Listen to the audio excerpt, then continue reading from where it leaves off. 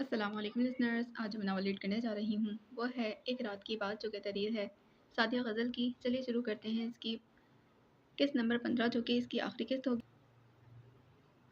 उफ वो चचू हाथ हटाएं। उसने अफनान का हाथ आंखों से हटा दिया था। मुझे चची को देखने दे। क्या खास बात नज़र आ रही है चची में फ़रहान? मैं झेप कर पूछने लगी। आज आप बहुत अच्छी लग रही। आप हमेशा इसी तरह रहा करें ना, फ़रहान ने मासूमियत से कहा। फरमाइश नोट कर ली जाए, अफनान ने मुस्कुरा कर कहा। मैंने सर हिला दिया। आप लोग कहीं जा रहे हैं? हाँ, जा तो रहे हैं, अफनान ने सर हिलाया। ओहो, मुझे तो जजी से कुछ पूछना था, उसने कदरे मायूसी से कहा।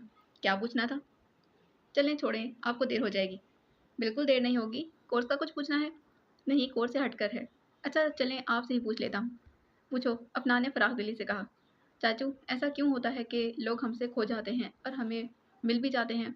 अक्सर ऐसे लोग भी तो हमें मिल जाते हैं जिनके बारे में हमने कभी सोचा नहीं होता कि वो हमें फिर कभी मिलेंगे। अफनान मुझे देखने लगा। ये सवाल कैसे आया तुम्हारे ज़हन में? मैंने मुस्कुरा कर पूछा। परसों जब हम लोग फ़िनलैंड गए थे ना, तो मुझे मेरा वो क्लास फ़ेलो मिला था जो 5th क्लास में मेरे साथ था और आज और और जो अपनी फ़ैमिली के साथ यूके शिफ्ट हो गया था। उस दिन मैंने सोचा नहीं था कि वो अचानक मुझे मिल जाएगा। और वो अचानक ऐसा क्यों होता है चाचू? इसीलिए बेटे की ज़मीन गोल है, अफनान ने ठहरे हुए लहजे में कहा। चाचू, ज़मीन भी गोल है, सूरज भी गोल है, चाँद भी गोल है, कायनात की हर चीज़ गोल ही गोल क्यों है? कोई दूसरी शेप की क्यों नहीं हो सकती? इसीलिए कि गोल चीज़ों पर तवाज़ुन ज़्यादा अच्छी तरह कायम रह सकता है। फरहान ने तफ़हीमी अंदाज़ में सर हिलाया था। बस यही पूछना था? अफनान ने तस्दीक करने वाले अंदाज में पूछा। अभी तो बस इतना ही पूछना था। उसने लापरवाही से कंधे उचकाए। तो इजाज़त है? अल्लाह हाफ़िज़, उसने संजीदगी से कहा और अंदर जाने के लिए मुड़ गया था। अफनान ने फ्रंट डोर का दरवाज़ा खोला और गाड़ी स्टार्ट करके सबक हरामी से रोड पर ले आया था। रास्ते में बेशतर दुकानें बंद मिली थीं। एक खुली हुई बेकरी से उसने केक पैक करवा लिया। घर पहुंचने पर साकिब ने दरवाज़ा खोला। आप ही? हैरत भरे अंदाज में वो चीखा था। ओह, कहकर जल्दी से एक तरफ हटकर अंदर आने का रास्ता दिया था। अम्मी अब्बू देखें, आप ही और अफनान भाई आए हैं। अम्मी अब्बू और आकिब सभी ड्राइंग रूम में आ गए थे। अफनान इस बार बड़ी मिलनसारी से मेरे घर वालों से मिला था। अम्मी, आज खाना इधर ही खाऊंगा, उसने बेतकल्लुफ़ी से ऐलान किया था। मैंने हैरानी से उसे देखा। चाहे कुछ हो जाए, अफनान आदिल रात का खाना हमेशा अपने घर में ही खाता था, मगर आज?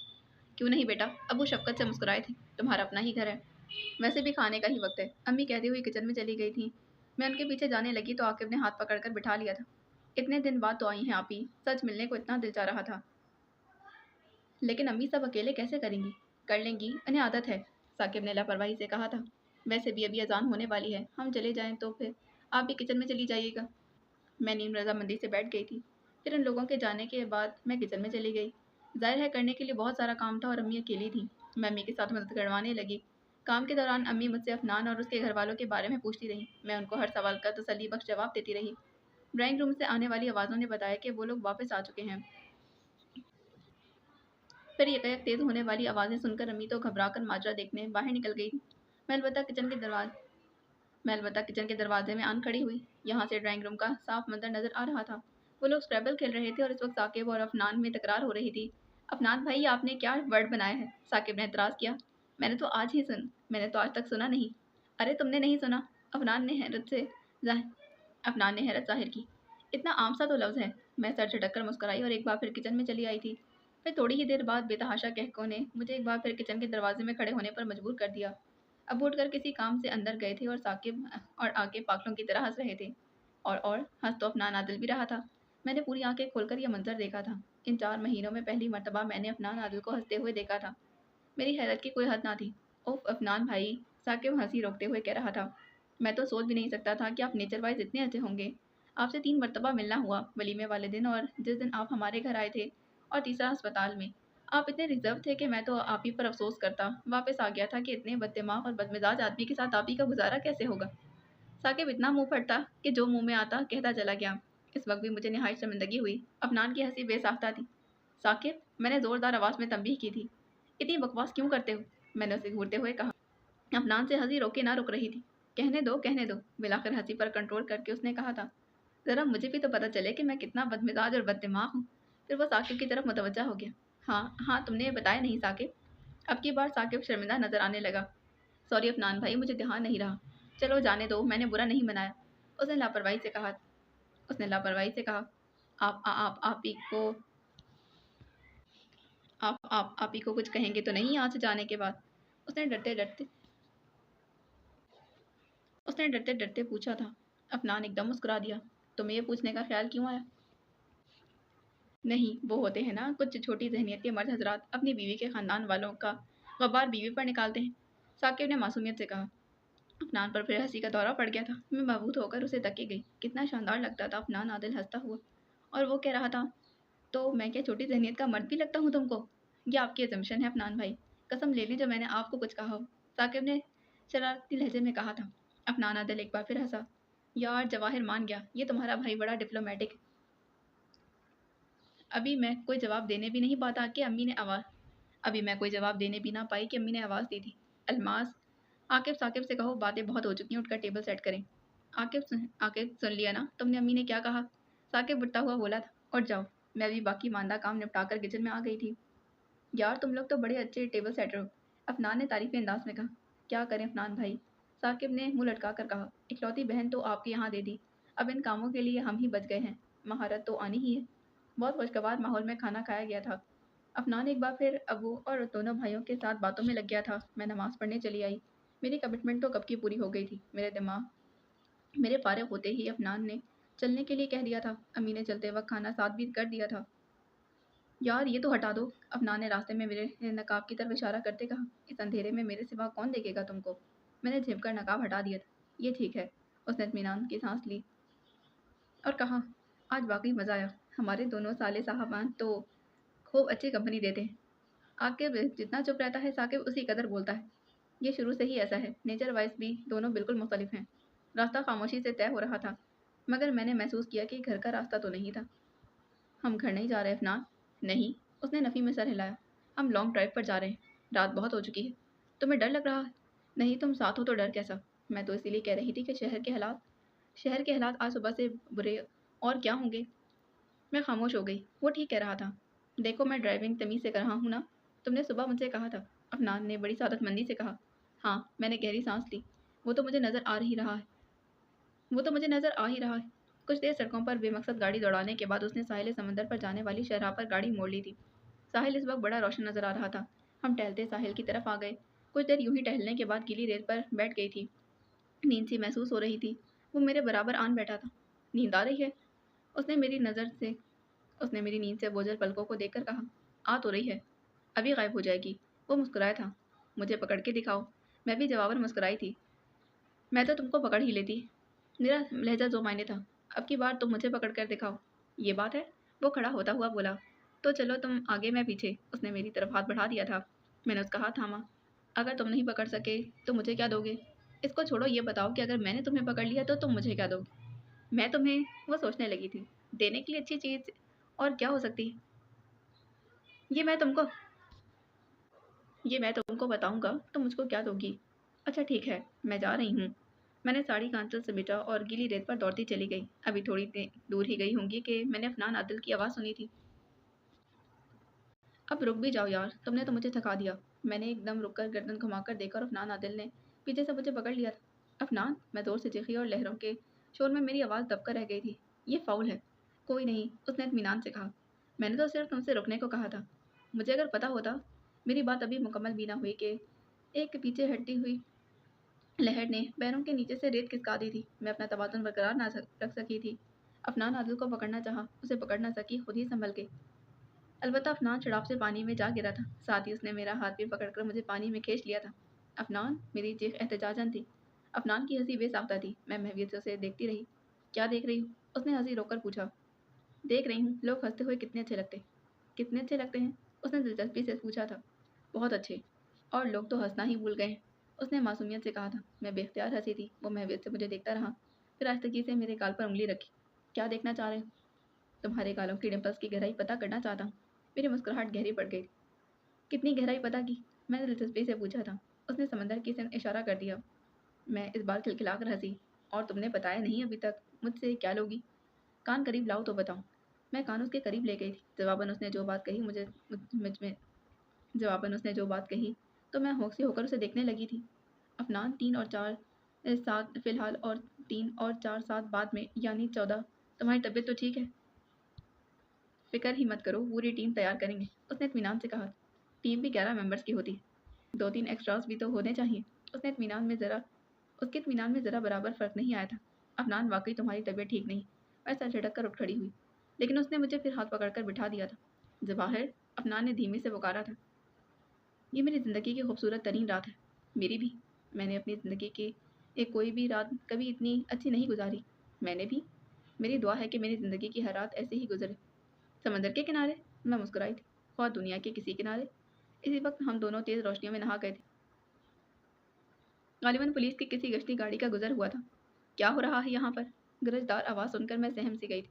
अफनान ने आवाज़ की सिम देखा। जो आप देख रहे हैं वही हो रहा है, उसने आराम से कहा। देख तो हम बहुत कुछ रहे हैं बेटे, दूसरी आवाज़ में तंज से था। फ्लैश लाइट बदसूर चेहरों पर पड़ रही थी। मुझसे आंखें खोलना मुश्किल हो रही थी। इसके बावजूद भी वर्दी में मलबूस अशखास को देखने में कामयाब हो गई थी। चलो तुम दोनों हमारे साथ, साहब बुला रहे हैं। चलिए। अफनान कपड़े झाड़ता उठ खड़ा हूँ। मैंने डर कर अफनान को पकड़ा था। अफनान ने तसल्ली देने वाले अंदाज में मेरा हाथ थपथपाया था। हम दोनों इन लोगों के साथ गश्ती गाड़ी तक पहुंचे थे। सर जी लीजिए, दोनों हाजिर हैं। इनमें से एक ने फ्रंट सीट पर बैठे ऑफिसर से कहा था। कौन हो तुम लोग और इतनी रात गए यहाँ क्या कर रहे हो? कड़क लहजे में सवाल किया गया। मैं इनका शौहर और ये मेरी बीवी। अफनान ने रोब में आए बगैर कहा। उसने एक नज़र हम दोनों को देखा। सबूत? सबूत है मेरे पास, गाड़ी में, साथ चलें तो देता हूँ। ये जो सफ़ेद रंग की ग्रीन नंबर प्लेट वाली गाड़ी है ना, तुम्हारी है? ऑफिसर ने पूछा था। बिल्कुल जनाब। अफनान ने उसको अपना महकमा और अपना ओहदा भी बता दिया था। ऑफिसर रोब में आ गया, बड़ी शराफत से उतर कर गाड़ी तक साथ आया था। अफनान ने ग्लव कंपार्टमेंट से एक कागज़ का टुकड़ा निकाल कर उसे दिखाया था, जो निकाह नामे के अलावा और कुछ हो ही नहीं सकता था। साथ ही अपना एम्प्लॉयमेंट कार्ड भी दिखा दिया था। एम्प्लॉयमेंट कार्ड तो खैर उसके पास होना ही चाहिए था, मगर निकाह नामे की अफनान के पास मौजूदगी पर मुझे हैरत हो रही थी। ऑफिसर ने सरसरी से एक नज़र दोनों चीज़ों को देखा, फिर अफनान को वापस करते हुए बोला। माफ़ कीजिएगा जनाब, हम अपनी ड्यूटी पूरी कर रहे हैं। ऑफिसर ने बड़ी शाइस्तगी से माजरत की थी। कोई बात नहीं जनाब, पूरी कीजिए ड्यूटी। तकलीफ दही के लिए माफ़ी चाहता हूँ जनाब। कोई बात नहीं, अफनान ने खंदा पेशानी से कहा। ऑफिसर के और फिर पुलिस की गश्ती गाड़ी चले जाने के बाद मैंने शुक्र की सांस ली थी। अफनान ने मेरी तरफ देखा। कैसी अजीब बात है ना, जब तुम में और मुझ में कोई रिश्ता नहीं था और हम साथ होते थे, तब तो दुनिया ने कभी हमसे हैसियत का सबूत नहीं मांगा था। और अब जबकि हम दोनों में से हर किस्म का रिश्ता, तो फिर दुनिया को सबूत चाहिए। और ये सबूत तुम्हारी गाड़ी में क्या कर रहा है? ये? वो मुस्कुराया था। उस दिन जब पहली मर्तबा तुम्हारे साथ यहाँ आया था तो चलते वक्त मैंने इसे अपने साथ रख लिया था, उसने आराम से कहा। फिर थोड़ी देर बाद रिस्ट वॉच देखी। ओफो, इतना वक्त गुजर गया। मैं चौंक कर खड़ी हो गई। वाकई पता ही नहीं। मैंने चौंक कर घड़ी देखी। वाकई पता ही ना चला। सहरी का वक्त तो हो गया होगा। मैं हैरानी से उसे देखने लगी। सहरी का ख्याल उसे कैसे आ गया? हाँ, मैंने उलझन से कहा था। हो तो गया है, तुम क्यों पूछ रहे हो? तुम रोज़ा नहीं रखोगी? वो मुस्कुरा कर पूछने लगा। हाँ, नहीं। मेरी फ़ौरन समझ में ना आ सका कि क्या जवाब दूँ। नियत तो बहरहाल मेरी थी। भई कमिटमेंट तो पूरी करनी चाहिए ना। अफनान आदिल की मुस्कुराहट कुछ और गहरी हो गई। मैं इस बार हैरानी के मारे बेहोश होते हुए बची थी। तुमको कैसे पता चला? वो हँसा था। बस ये मेरा और अल्लाह ताला का आपस का मामला है। फिर भी अगर तुम पूछती हो तो तुमको बता देता हूँ। उसने मेरे जुमले मुझको लौटा दिए थे। नहीं, नहीं, मुझे कुछ मत बताओ। मैं एकदम मुस्कुराई थी। शायद तुम्हारी अम्मी ने खाना भी इसी वक्त के लिए साथ कराया था। अब चलो तुमको रोज़ा तो रखवा दूँ। मुझे भी तो तुम्हारा साथ देना है। मुझे अपना नादिल पर बेतहाशा प्यार आया था। कितना ख्याल था उसे मेरी कमिटमेंट का। मैंने तो यही सोचकर उससे कुछ नहीं कहा कि आज तो ये मुमकिन नहीं हो सकेगा। और वो कह रहा था, चलो तुम्हारे साथ हमारे मामा की बनाई मस्जिद में ही चलते हैं। उम्मीद है कि खुली हुई होगी। मस्जिद इस वक्त खुली हुई थी। मस्जिद के अहाते में नहायत बेसरो सामानी के आलम में सहरी की गई थी, मगर बहुत मज़ा आया था। वैसे एक बात है। अफनान आदिल, जो मस्जिद की बैरूनी इमारत को बगौर देख रहा था, एकदम बोला। मैं सवालिया नज़रों से उसे देखने लगी। इस मस्जिद की डिज़ाइनिंग और कंस्ट्रक्शन बहुत खूबसूरत है। मैंने कोई भी कमेंट देने से गुरेज किया था। मुझे पिछली बार का उसका रिएक्शन बहुत अच्छी तरह से याद था। आज मामा की भांजी कुछ बोलेगी नहीं? उसने शरारत से पूछा था और एक बार फिर बेहोश होते होते बची। कितना अनप्रेडिक्टेबल सा आदमी है ये। कब इसके दिल में क्या होता है मुझे पता ही नहीं चल पाता। वो मुंतज़िर निगाहों से मुझे देख रहा था। मैं क्या बोलूँ? मैं हिचलाने लगी थी। तुम कह तो ठीक ही रहे। तुम कह रहे हो तो ठीक ही होगा। फजर की अज़ानें हो रही थी और नमाज से फारिग होने के बाद हम एक बार फिर साहिल पर आ गए थे। बड़े बड़े पत्थरों पर बैठकर साहिल तक आने वाली और फिर पीछे पलट जाने वाली लहरों को देखते रहे। जवाहिर, जानती हो लास्ट टाइम मैं यहाँ तुम्हारे साथ आने से पहले कब आया था? अफनान आदिल ने सोच में डूबी हुई आवाज़ में कहा। मैं जवाब तल नज़रों से उसे देखने लगी। कई साल पहले मैं बड़े भाई के साथ यहाँ आया था। चंद लम्हे के तवक़्क़ुफ़ के बाद उसने कहा, उस दिन जिस दिन मैंने उन्हें सारी कहानी सुनाई थी, बड़े भाई ने मुझसे कहा था, अफ़नान तुम किसी काबिल हो जाओ फिर मुझे उस लड़की का नाम बता देना, मैं खुद उसकी शादी तुमसे करवाऊँगा। उसने सर उठाकर मुझे देखा, और देख लो जिस तरह तुम्हारे मामा ने तुम्हारी शादी मुझसे करवाई है, इसी तरह बड़े भाई ने मेरी शादी तुमसे करवाई है। मैं तो कभी शादी ना करता, मगर सिर्फ बड़े भाई के कहने पर। उसने बात अधूरी छोड़ दी थी, जैसे अल्फाज मुंतखब कर रहा हो। बड़े भाई का मेरी ज़िंदगी में इतना बड़ा कंट्रीब्यूशन है कि मैं उनकी किसी बात से इनकार नहीं कर सकता। वो तो अगर मुझसे ये भी कह देते कि अफ़नान मर जा, तो मैं उनसे ये भी ना पूछता कि मरने के लिए तरीका कौन सा इख्तियार करूँ, बस मैं मर जाता। मैं चुपचाप उसे देखती रही। मगर अब जवाहिर, मैं मरना नहीं चाहता, मैं तुम्हारे साथ ज़िंदा रहना चाहता हूँ। तुम्हारे साथ ज़िंदगी के ऊँचे नीचे टेढ़े मेढ़े रास्तों पर चलना चाहता हूँ। मैं ज़िंदगी के छोटे छोटे गम और बड़ी बड़ी खुशियाँ तुम्हारे साथ शेयर करना चाहता हूँ। मैं चाहता हूँ कि मेरे बहुत सारे बच्चे हों, और फिर जब मेरे बच्चे होंगे तो मैं उन्हें उनकी गलतियों पर माफ़ कर दिया करूँगा। इतनी बड़ी गलती पर भी। हाँ, उसने बिला तौक़्क़ुफ़ कहा था। बस मैं उनसे सिर्फ़ एक बात कहूँगा, बेटे, चाहे तुम अच्छा करो या बुरा, अल्लाह देख रहा है। तुमने अच्छा किया, उसने देखा, तुमने बुरा किया, उसने देख लिया। मेरे वालिद साहब की खफ़गी बड़ी तवील रही है। मैं इतने लंबे अरसे तक अपने बच्चों से खफ़ा नहीं रहूँगा जवाहिर। अफ़नान, तुम अब्बू को समझ नहीं सके। अब्बू तुमसे कभी खफ़ा नहीं रहे। मैंने आहिस्तगी से कहा था। वो तुमसे बहुत मोहब्बत करते हैं, तुम्हारी बहुत केयर करते हैं। उन्होंने मुझे बताया तो नहीं। कुछ बातें बताने वाली नहीं होती, मगर जताने वाली तो होती हैं। अफ़नान, हमें जिससे मोहब्बत होती है उससे वाबस्ता हर चीज़ हमें प्यारी होती है। अब्बू मुझसे बहुत मोहब्बत करते हैं, इसीलिए वो तुमसे बहुत मोहब्बत करते हैं। अफ़नान चुप सा हो गया था। मैं भी खामोशी से मशरिक़ से उभरते हुए सूरज को देखने लगी, और ज़िंदगी में पहली मर्तबा मैंने तलुए आफ़ताब का मंज़र देखा था। मैं मबहूत होकर तकी गई थी। क्या तलुए आफ़ताब का मंज़र हमेशा इतना हसीन होता है? मैं सहरतदा से लहजे में बोलने लगी थी। अफ़नान आदिल ने एक नज़र मुझे देखा। तलुए आफ़ताब का मंज़र तो हमेशा हसीन होता है। वो धीमे से मुस्कुराया था। मगर इस वक्त तुम्हारे साथ इस मंज़र की दिलकशी और बढ़ गई है। तुम ठीक कह रहे हो, मैंने आहिस्तगी से कहा था। तुम कहीं मेरी ज़हनी हालत पर शक तो नहीं कर रही? वो एकदम हँसा था। मैं वज़ाहत तक नज़रों से उसे देखे गई। तुम आज समझ रही हो कि अफ़नान आदिल पागल हो गया है? नहीं, मैं तो ऐसा कुछ नहीं समझ रही। वो एकदम मुस्कुराई थी। मगर ये सच है, अफ़नान पागल हो गया है। उसने एतराफ़ करने वाले अंदाज़ में कहा था। तुम्हारे लिए, तुम्हारे पीछे, तुमने अफ़नान आदिल को पागल कर दिया, और तुम जवाहिर अफ़नान को बहुत पहले ही पागल कर चुके हो। हिसाब बराबर हो गया। उसने इस बात अंदाज़ में सर हिला दिया था। दिन भर इधर ही गुज़ारने का इरादा है? मैंने मुस्कुरा कर पूछा। गुज़ार लेने में कोई हर्ज भी नहीं, उसने लापरवाही से कहा। ऑफ़िस जाओगे आज? ऑफ़िस? उसने घड़ी देखी। बिल्कुल जाऊँगा, अभी कुछ देर में। फिर हम मज़ीद कुछ देर रुक कर रवाना हो गए थे। कल से पहले मैंने ज़िंदगी में कभी रात घर घर से बाहर नहीं गुज़ारी थी। रास्ते में अफ़नान आदिल ने मुझसे कहा था, और मैंने अपनी ज़िंदगी का कोई दिन इतना खूबसूरत कभी नहीं गुज़ारा। मैंने भी, मैंने धीमे से कहा था। मैंने ज़िंदगी में इतना एन्जॉय कभी नहीं किया, जितना इन चंद घंटों में किया है। हत्ता कि वहाँ लंदन में भी जवाहिर जब लोग वीकेंड एन्जॉय करते थे, मैं पागलों की तरह काम करता रहता था।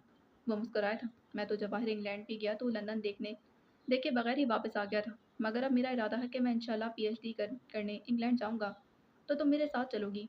शायद मैंने लंदन अकेले इसीलिए नहीं देखा कि मुझे तुम्हारे साथ मिलकर देखना था। अकेले मुझे मज़ा ना आता, और तुम्हारे साथ मुझे अच्छा लगेगा। तुम वाक़ई मुझे अपने साथ लेकर जाओगी?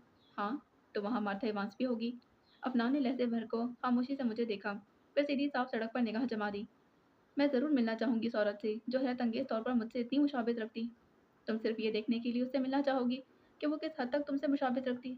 अफ़नान ने संजीदगी से पूछा था। हाँ, कोई और बात तो नहीं है? नहीं, तुम मुझे उससे मिलवाओगे? नहीं, उसने बिला तौक़्क़ुफ़ कहा था। मैं कतई नहीं चाहूँगा कि तुम उससे मिलो, और वजह तो मैं तुमको नहीं बताऊँगा। वजह तो मैं तुमसे पूछूंगी भी नहीं। तुमने कहा नहीं, तो मतलब नहीं।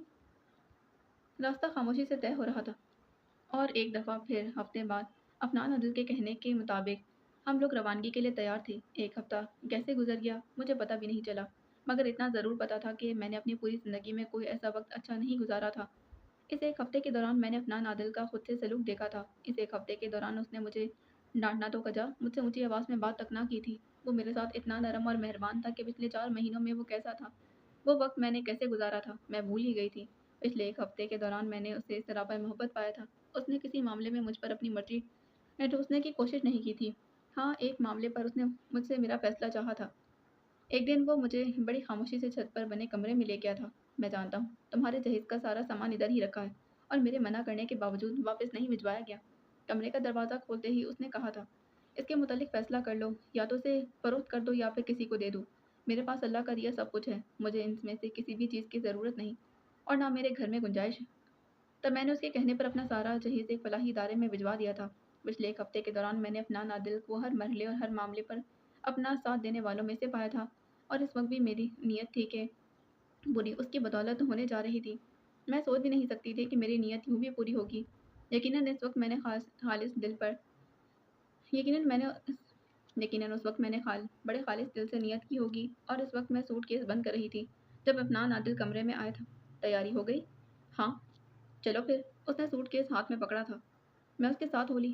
کبھی میں نے سوچا نہیں تھا کہ کبھی میں نے سوچا تھا کہ پتہ نہیں افنان عادل میری نیکی کی کمائی کا نتیجہ ہے یا کسی گناہ کی کمائی کا، اور مجھے اندازہ ہو رہا تھا کہ افنان عادل میری کسی گناہ کی کمائی کا نتیجہ نہیں تھا۔ کی ہوگی زندگی میں نے کوئی نیکی جس کے بدلے مجھے افنان عادل ملا تھا، اور اس وقت مجھے اس کے ساتھ چلتے ہوئے خود پر رشک آ رہا تھا۔ ٹھیک ایک ہفتے بعد ایک دعوے کے مطابق میں اور جواہر ایئرپورٹ پر موجود تھے۔ اس بار میرا دعویٰ سچ ثابت کر دیا گیا تھا، کیونکہ میں نے اللہ تعالیٰ کا نام لے کر دعویٰ کیا تھا۔ پچھلے ہفتے میں نے جواہر سے کوئی بات نہیں چھپائی تھی، ایک بات اسے بتا دی تھی۔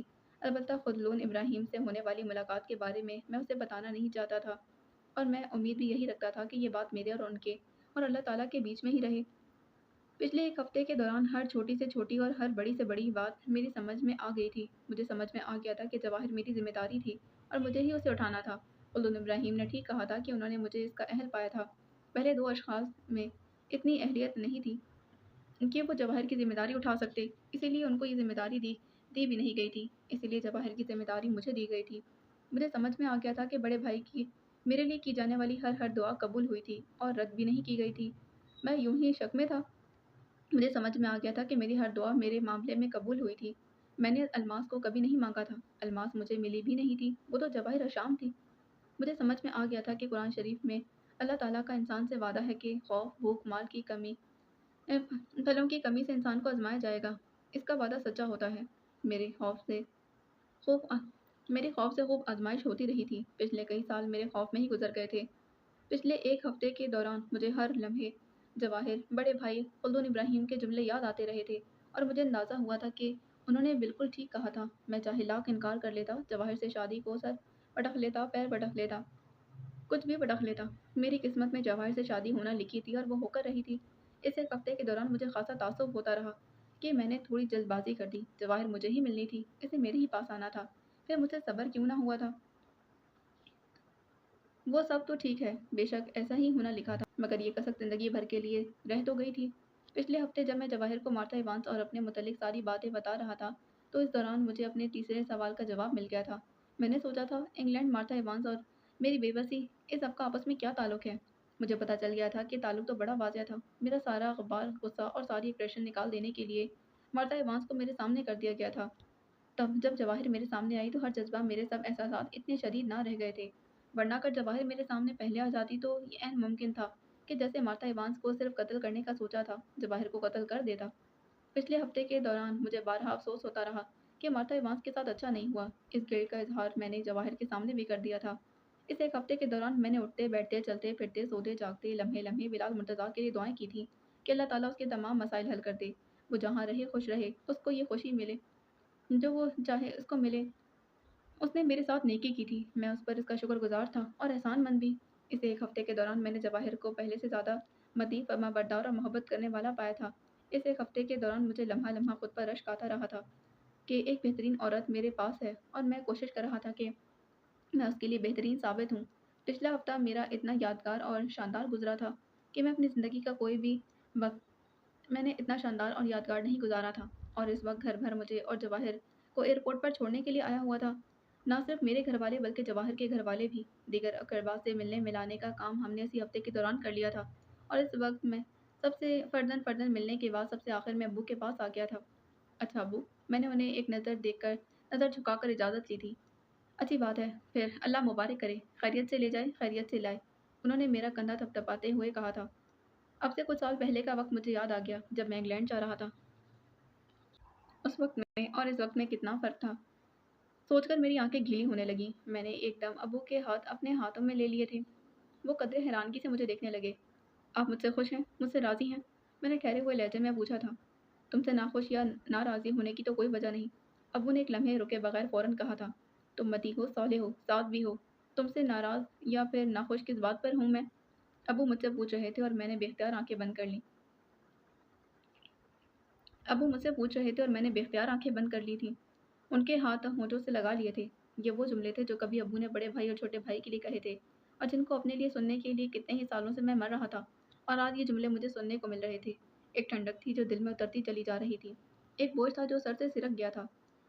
میں ہمارے تشکر کے سر بھی نہیں اٹھا پا رہا تھا، بولنا چاہ رہا تھا مگر آنسو حلق میں پھنس گئے تھے۔ آپ جب بیمار ہوئے تھے نا تو میں ڈر گیا تھا، میں نے بمشکل کہا تھا۔ ابو بے اختیار ہنسے۔ میں نے چونک کر انہیں دیکھا۔ بے ساختہ انہوں نے کہا، تب پھر میں باقاعدہ تمہارے لیے وصیت کر کے جاتا۔ ایسی بات مت کیجیے، ایسی بات مت کیجیے، مجھے تکلیف ہوتی ہے، میں نے گویا تڑپ کر کہا تھا۔ ابو خاموش سے ہو گئے، آہستگی سے اپنے ہاتھ چھڑائے، پھر میرے ہاتھ پر تھپکی دے کر مسکرا کر کہا، جاؤ، جواہر انتظار کر رہی۔ میں نے پلٹ کر دیکھا، مجھ سے کچھ فاصلے پر جواہر کھڑی منتظر نظروں سے میری طرف ہی دیکھ رہی تھی۔ میں نے ایک بار پھر اپنے گھر والوں کو دیکھا۔ بڑے بھائی مجھے آنکھ مار کر شرارت سے مسکرائے تھے۔ بڑے بھائی جیسے اتنے سنجیدہ آدمی سے حرکت کی توقع نہیں رکھی جا سکتی تھی۔ میں نے خاصی حیرانی سے انہیں دیکھا تھا اور اب کی بار بڑے بھائی کو بے ساختہ ہنستا ہوا پایا تھا۔ میں اس بار بے یقینی سے انہیں دیکھتا رہا، آنکھوں میں نمی لیے سر جھٹکتا ہوا۔ ایک دم مڑا تو پیچھے سے گزرتے شخص سے میں بری طرح ٹکرایا تھا۔ وہ شخص نہ صرف زمین پر جا پڑا تھا بلکہ میٹل کی ٹرالی سامان سمیت اس کے اوپر الٹ گئی تھی اور اب وہ دائیں کروٹ پر پڑا کرا رہا تھا۔ میں نے جلدی سے اس پر سے ٹرالی ہٹائی تھی۔ جواہر لپک کر میرے پاس آئی۔ کیا ہوا، خیریت تو ہے؟ تم کو چوٹ تو نہیں آئی؟ فکر مندی سے اس نے میرا بازو پکڑ کر پوچھا تھا۔ اوف محترمہ، چوٹ تو ادھر آئی ہے، کراہوں کے درمیان بھرائی ہوئی آواز میں کہا گیا تھا۔ معاف کیجیے گا، کہتے ہوئے میں اس کو اٹھنے میں مدد دینا ہی چاہتا تھا کہ وہ خود برقی رفتاری سے اٹھ کھڑا ہوا۔ میں خود اس کی پھرتی پر حیران رہ گیا تھا۔ افنان، حیرت اور مسرت بھرے انداز میں کہا گیا، اور میں بھی اپنے سامنے بلال مرتضیٰ کو دیکھ کر ساکت سا ہو گیا تھا۔ تم خیریت سے تو ہو؟ تم کو چوٹ تو نہیں آئی؟ میں نے اس کا ہاتھ پکڑ کر کھڑا کرتے ہوئے فکر مندی سے پوچھا تھا، اور اگلے ہی لمحے وہ مجھ سے گرم جوشی سے گلے مل رہا تھا۔ میری تو بالکل خیر ہے، مگر تم ایک نہایت گھٹیا، بےہودہ، بے مروت اور بدلحاظ آدمی ہو، بلال مرتضیٰ مجھ سے الگ ہو کر شکایتی لہجے میں کہہ رہا تھا۔ میں بے ساختہ مسکرا دیا۔ وہ پوری آنکھیں کھول کر حیرت سے مجھے دیکھے گیا۔ او ہو افنان، عادل مسکراتا بھی ہے؟ استعجاب سے اس نے پوچھا اور اس کے تعجب پر میں اس بار بے اختیار ہنس دیا تھا۔ بھائی میں بے ہوش ہونے کو ہوں۔ افنان عادل ہنسا بھی تھا۔ بلال مرتضیٰ کی بات بے یقین سا ہو کر مجھے دیکھے گیا۔ میں ہنستا چلا گیا۔ خیر خیر خیر، اچھا لگتا ہے، اس نے لاپرواہی سے کندھے اچکا کر کہا، پھر میری طرف شہادت کی انگلی اٹھا کر اشارہ کیا۔ اب اگر میں تمہاری تعریف کر رہا ہوں تو اس کا یہ مطلب بالکل نہیں ہے کہ میری تم سے ناراضگی ختم ہو گئی ہے۔ میں تم سے بہت سخت ناراض ہوں۔ تم تو ایسے گئے کہ پلٹ کر خبر تک نہ لی۔ تم سے تمہارے گھر کا پتہ پوچھا تھا میں نے فوراً کہا، اور پتہ نہیں تمہیں یاد بھی نہ تھا، اور پتہ تو تمہیں یاد بھی نہ تھا۔ اس کا انداز بدستور شکایتی تھا۔ تمہیں یہ یاد نہ تھا کہ میں یہاں رہ رہا تھا یا انگلینڈ میں؟ معاف کر دو یار، غلطی ہو گئی، میں نے معذرت خواہانہ لہجے میں کہا۔ جاؤ، معاف کیا، کیا یاد کرو گے؟ اس نے سخاوت سے کہا تھا۔ تم کیسے آ گئے پاکستان؟ تم نے تو عہد لیا ہوا تھا۔ ارے یار کیا بتاؤں میں، وہ ٹھنڈی سانس لے کر بولا۔ گھر سے ٹیلی گرام ملا، امی کی طبیعت بہت خراب ہے، فوراً چلے آؤ۔ بس میں چلا آیا، وہ کہہ رہا تھا اور میں حیرت سے اسے دیکھ رہا تھا۔ مگر تم نے تو کہا تھا۔ میری بات ادھوری رہ گئی تھی، وہ ہنس دیا۔ ہاں، ٹیلی گرام میں یہ بھی لکھا تھا کہ تم جو چاہو گے ویسا ہی ہوگا۔ اب کی بار میں نے بے یقینی سے اسے دیکھا تھا۔ میں کیا وہ کیا کوئی بھی نہیں جانتا تھا اور میں بھی نہیں سوچ سکتا تھا میری اس کے لیے کی جانے والی دعا اتنی جلدی قبول کر لی جائے گی۔ اور اس وقت بلال مرتضیٰ کہہ رہا تھا، کمال ہے، میں حیران ہوں، کہاں تو کوئی کام نہیں ہو رہا تھا اور کہاں ہر کام اتنی جلدی جلدی ہو رہا ہے۔ اس جمعے کو میری شادی ہے۔ وہ ہنس رہا تھا۔ میں نے گہری سانس لی۔ تم کو بہت مبارک، میں نے کھلے دل سے کہا۔ دیکھ بھائی لڑکے،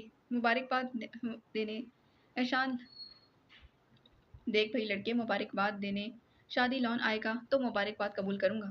ایسے ہی اس جگہ پر تو مجھے بالکل منظور نہیں مبارکباد، اس نے حتمی لہجے میں کہا۔ میں آ تو نہیں سکوں گا، میں نے معذرت خواہانہ لہجے میں کہا، اور فی الحال تو میرے پاس نیک خواہشات کے سوا تم کو دینے کے لیے کچھ بھی نہیں۔ میں بالکل خالی ہاتھ ہوں، اپنا سب کچھ میں نے اپنی بیوی کو دے دیا ہے۔ بلال مرتضیٰ مجھے حیرت سے زیادہ بے یقینی سے دیکھنے لگا۔ تم نے شادی کر لی؟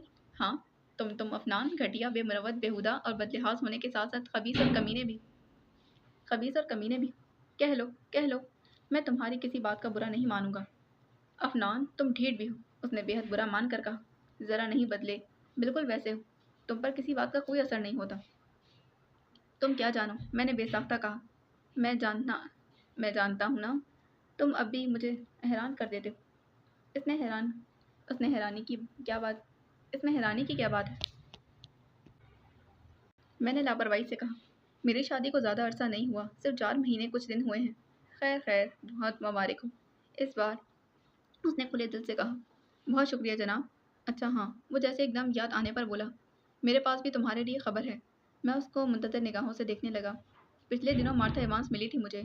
میں اس کی بات سن کر ساکت اور جامد ہو گیا۔ میں تو پہلی نظر میں اسے دیکھ کر پہچان نہیں پایا۔ اس کا حلیہ ہی ایسا تھا۔ گلے میں اسکارف ڈال کر رکھنے والی مارتھا ایوانس نے اسکارف حجاب کی طرح لیا ہوا تھا۔ میرے حیرت ظاہر کرنے پر اس نے مجھے بتایا کہ وہ مسلم ہو گئی ہے۔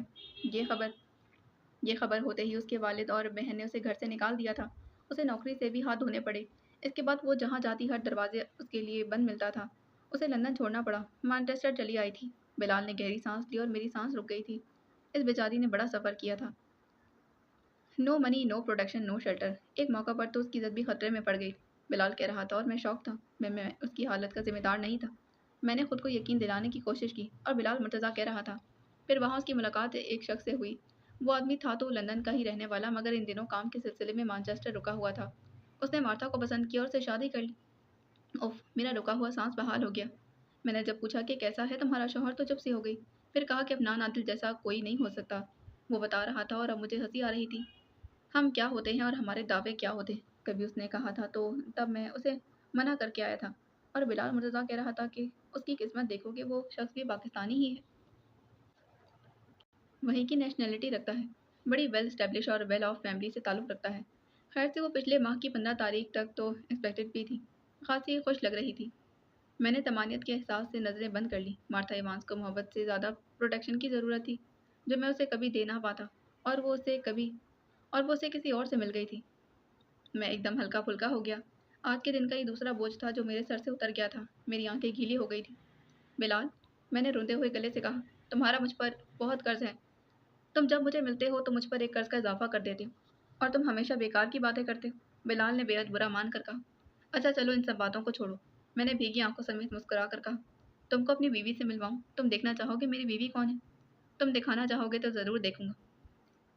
میں نے اپنی طرف دیکھتی جواہر کو اشارے سے قریب بلایا تھا۔ یار ذرا یہ نقاب تو ہٹاؤ۔ جواہر نے پوری آنکھیں کھول کر مجھے دیکھا۔ میں مسکرا دیا۔ فکر مت کرو، سب اپنے ہی لوگ ہیں۔ جواہر نے الجھن سے مجھے دیکھتے ہوئے نقاب ہٹا دیا تھا۔ وہ ابھی بھی بلال مرتضیٰ کی طرف متوجہ نہیں تھی، اور اب کی بار بلال مرتضیٰ کے چہرے کے تاثرات مجھے مزہ دے گئے تھے۔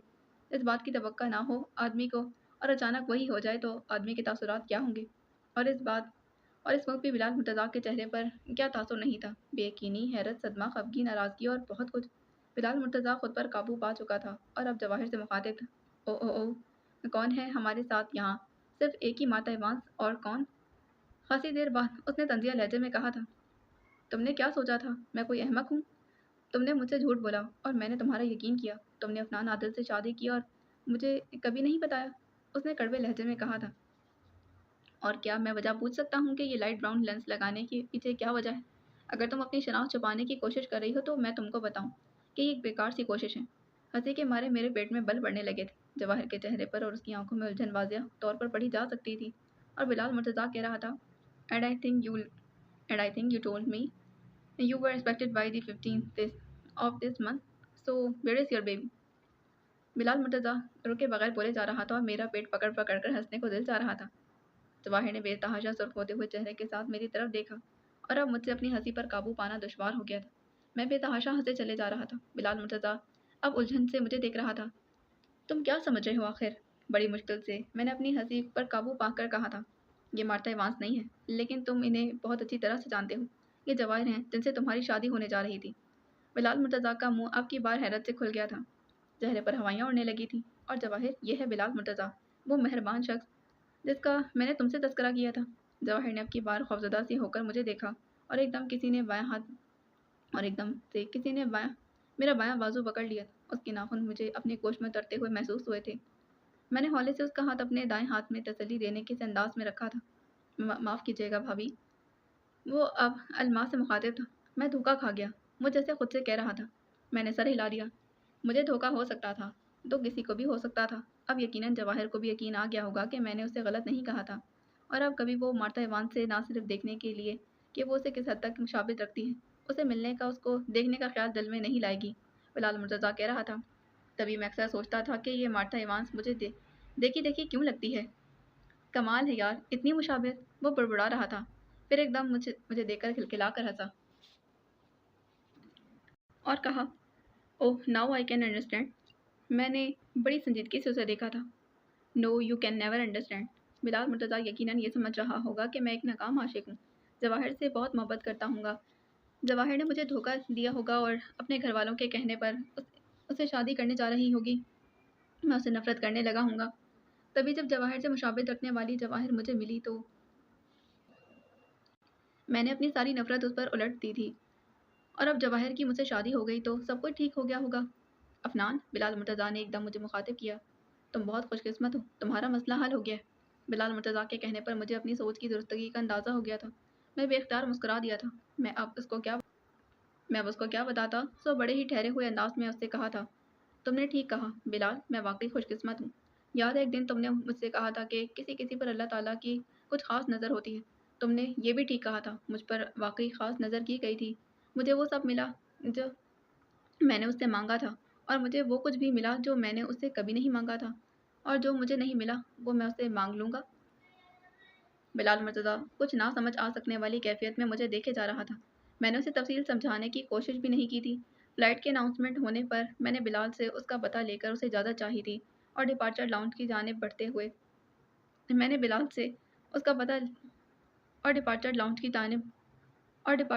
کی جانب بڑھتے ہوئے میں نے مضبوطی سے جواہر کا ہاتھ پکڑ لیا تھا۔ سارے مراحل طے ہو جانے کے بعد پلین میں بیٹھتے جواہر نیند میں جھولنے لگی تھی۔ ایک موقع پر اس کا سر میرے کندھے سے ٹکرا گیا تھا۔ میں اسی دم سیدھا ہو کر بیٹھا۔ میں نے بے حد چونک کر آنکھوں میں خوف بھر کر اس نے بے حد چونک کر آنکھوں میں خوف بھر کر مجھے دیکھا۔ میں نہیں جانتا تھا کہ اس کی آنکھوں میں تاثر کیوں تھا، مگر میں نے قدرے چچا ہو کر بیٹھے ہوئے اپنا کندھا اس کے آگے کر دیا تھا۔ اس نے میرے کندھے سے سر ٹکا لیا تھا۔ چند لمحے بعد نیند میں ڈوبی ہوئی آواز میں اس نے پوچھا تھا، افنان، مجھے حج کرانے اس سال لے جاؤ گے نا؟ انشاءاللہ، میں نے دھیمے سے کہا تھا۔ تم نے یہ کیوں پوچھا؟ یہ میرا اور اللہ تعالیٰ کا آپس کا معاملہ ہے، اس نے خمار آلود لہجے میں کہا تھا۔ پھر بھی اگر تم پوچھتے ہو تو تم کو بتا دیتی۔ مجھے کچھ مت بتاؤ، میں نے ایک دم اسے ٹوکا تھا۔ میں سمجھ رہا ہوں۔ پھر اس کی طرف جھک کر سرگوشی میں پوچھا تھا، کیا میرے لیے؟ نہیں، اپنے لیے، اس نے نیند میں ڈوبی ہوئی آواز میں کہا تھا۔ ہاں، میں ہوں یا تم ہو، ہر دو صورتوں میں بات تو ایک ہی ہے۔ بروقت مجھے ابو کے امی کے کہے ہوئے جملے یاد آ گئے تھے۔ میں نے دھیمے سے دیا گیا جواہر کا جواب سنا اور سیٹ کی پشت سے سر ٹکا دیا تھا، پھر جواہر کے اسکارف کے کونے سے چہرہ ڈھک لیا تھا۔ آج میری نیت بہت خالص تھی اور راستہ بہت روشن تھا۔ The end, so this was the end of this novel, ایک رات کی بات۔ امید کرتی ہوں یہ کہانی آپ کو بہت بہت پسند آئی ہوگی۔ اگر آپ کو یہ کہانی پسند آئی ہے تو پلیز میرے چینل کو سبسکرائب کریں، ویڈیو کو لائک کریں، بیل آئیکن کو پریس کرنا ہرگز نہ بھولیں۔ ساتھ ہی ساتھ کمنٹ میں ضرور لکھ کے بتائیں کہ آپ کو یہ ناول کیسا لگا ہے۔ ملتے ہیں ایک نئے ناول کے ساتھ۔ اللہ حافظ۔